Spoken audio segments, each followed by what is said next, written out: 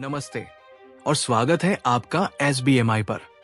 हम आज एक ऐसी कहानी शुरू करने जा रहे हैं जो सिर्फ इतिहास नहीं है, बल्कि एक ऐसा रहस्य है जिसने भारत की एक प्रधानमंत्री की कुर्सी तक को हिला दिया था।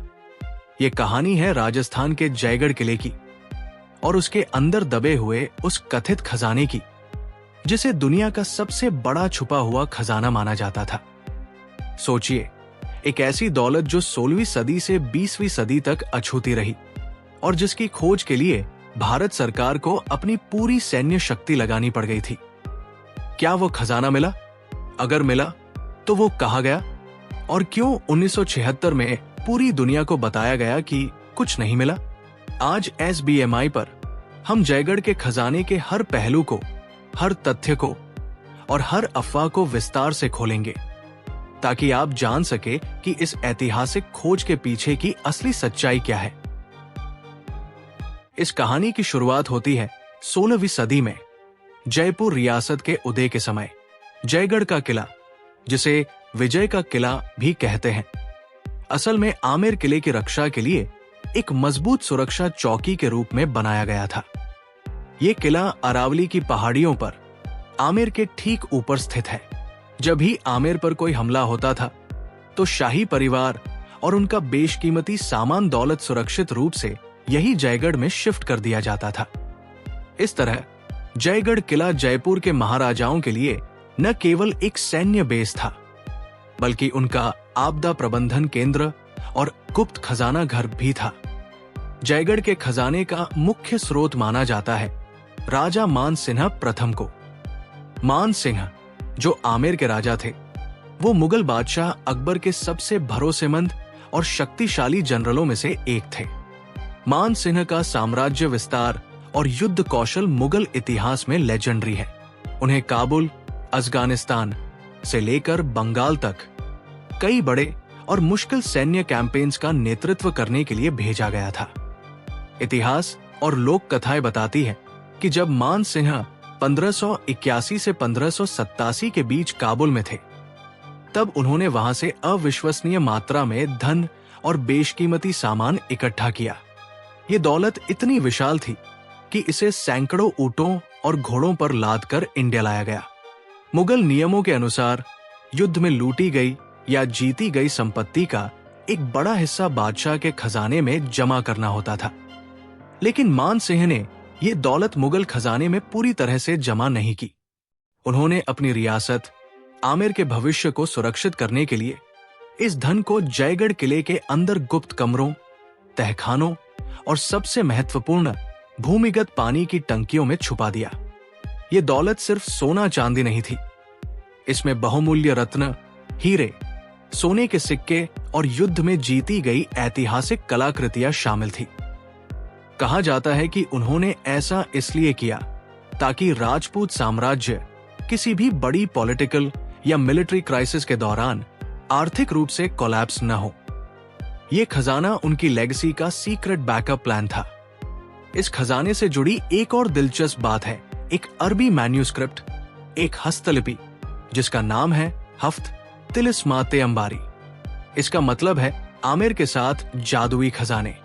कहा जाता है कि इस मैन्यूस्क्रिप्ट में इन खजानों का क्लू या लोकेशन दिया गया था और 1970 के दशक में ये मैन्यूस्क्रिप्ट ही भारत सरकार की रुचि का मुख्य कारण बनी थी।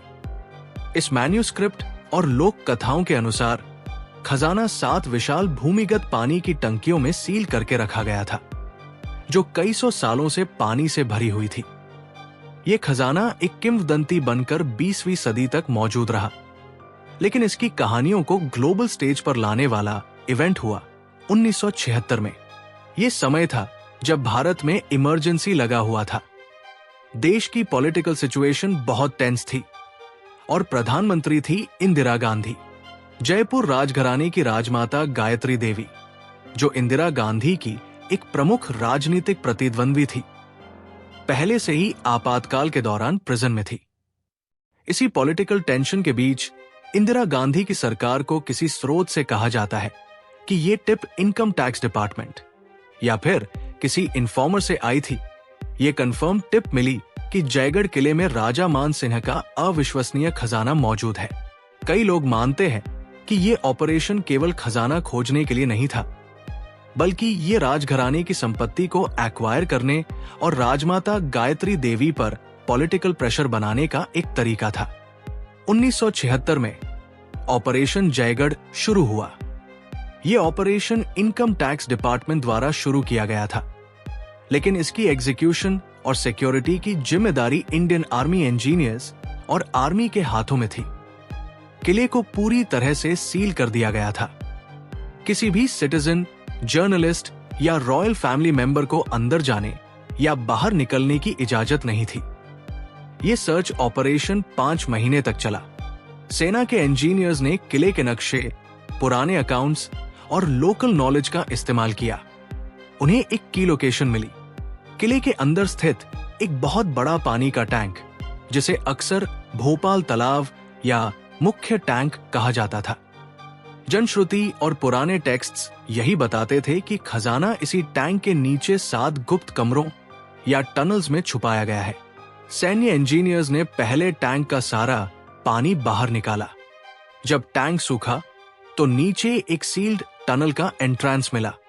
यह टनल लगभग 400 फीट लंबा और 12 फीट चौड़ा था, जिसे स्टोन और कंक्रीट से सील किया गया था।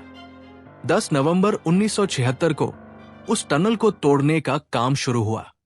इस एक्सकवेशन साइट पर सिक्योरिटी इतनी टाइट थी कि वहां की एक भी फोटो या फुटेज पब्लिक डोमेन में नहीं आ पाई। ये इवेंट ग्लोबल न्यूज बन गया। इसकी सबसे बड़ी एविडेंस ये है कि इस ऑपरेशन के दौरान पाकिस्तान के प्रधानमंत्री जुल्फिकार अली भुट्टो ने भी भारत सरकार को ऑफिशियली लेटर लिखा। भुट्टो ने दावा किया कि जयगढ़ में छुपाया गया खजाना अनडिवाइडेड इंडिया का एसेट है और इसलिए पार्टीशन के नियमों के तहत पाकिस्तान का भी उसमें हिस्सा होना चाहिए। इंदिरा गांधी ने भुट्टो को जवाब दिया कि उनका दावा लीगली अनफाउंडेड है और किले में कोई खजाना नहीं मिला है। 21 नवंबर 1976 को सरकार ने ऑफिशियल स्टेटमेंट जारी किया।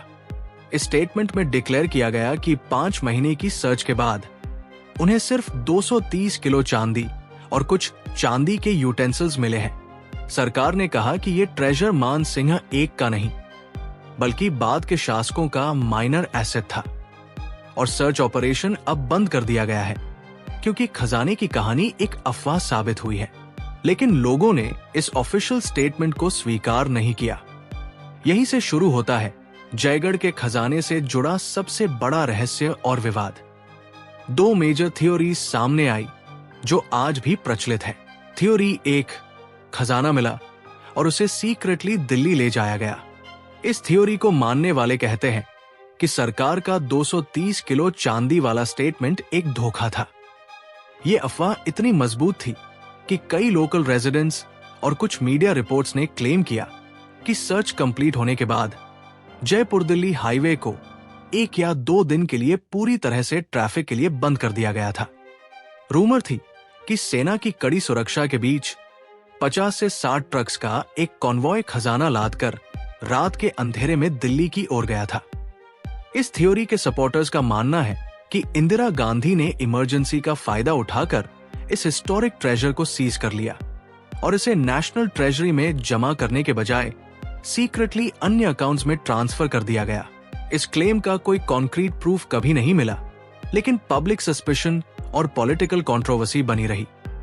इस थ्योरी का सबसे बड़ा बेसिस दिल्ली जयपुर हाईवे को बंद किए जाने की घटना है। लोग पूछते हैं कि अगर सिर्फ 230 किलो चांदी मिली तो पूरी रात हाईवे को मिलिट्री गार्ड में क्यों बंद किया गया?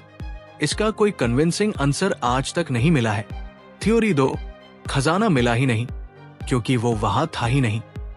इस थ्योरी के सपोर्टर्स का मानना है कि जयगढ़ के खजाने की कहानी एक लोक कथा और रूमर का मिश्रण थी, जिसे मान सिंह एक ने अपनी इमेज को मजबूत करने के लिए शुरू किया था।